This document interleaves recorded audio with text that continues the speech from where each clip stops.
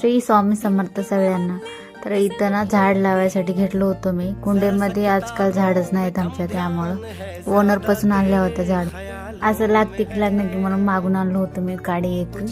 त्यामुळंच ॲलोवेरामध्ये त्याच्यामध्ये टाकून लावायचं चालू होतं. कारण का हे इंस्टाग्रामला बघलं होतं मी, त्याच्यानंच असं लावून घेऊ लागतो. का लागणं काय माहिती, पण लावून घ्यायचं चालू होतं माझं. आणि बाहेर येऊन इथं कुंडीमध्ये लावून घेऊ लागतो. कुंड्या 2 रिकामीच होत्या, त्याच्यामध्ये झाडं नाहीत. आणि मनी प्लांटसुद्धा सुकून गेलं, ते बी आणायचं होतं. पण आता ते सध्या काय नाही. आता हे झाड लावलं होतं, लागलं तर बरंच आहे. तर मग मनी प्लांटच्या बुडाला माती नव्हती, ते थोडं टाकून घेतलं त्याच्या साईडला. एका कुंडीमध्ये जास्त माती होती, त्याच्यातलं अर्ध्या ह्याच्यात टाकून घेतलं. मग ते झाड लावून त्याच्यामध्ये पाणी ते टाकून ठेवलं होतं, तुम्ही बघू शकता. आणि आज डोकं धुवलं होतं, तेल संपलं होतं म्हणून तेल करायसाठी घेतलं होतं, तुम्ही बघू शकता. गोल्डन ब्राऊन होईपर्यंत त्याला चांगलं शिजून घेतलं होतं. मग नंतर वाटीमध्ये टाकून तेच लावून घेतलं होतं तुम्ही.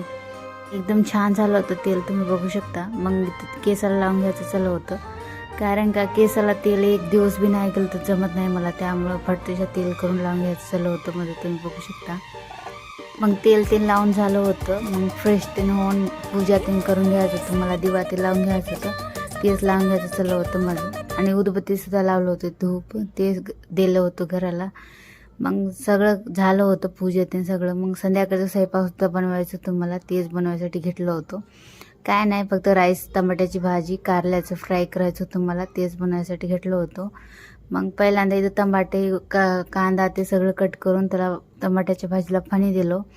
मग नंतर कारलेसुद्धा कट करून, मग याला कट करून त्याच्यातले बिया काढून, आणि इथं भाजीसुद्धा झाली होती माझी.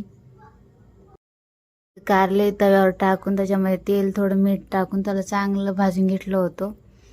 मग इथं फ्राय झालं होतं. चला मग भेटू उद्याच्या व्हिडिओमध्ये. बाय.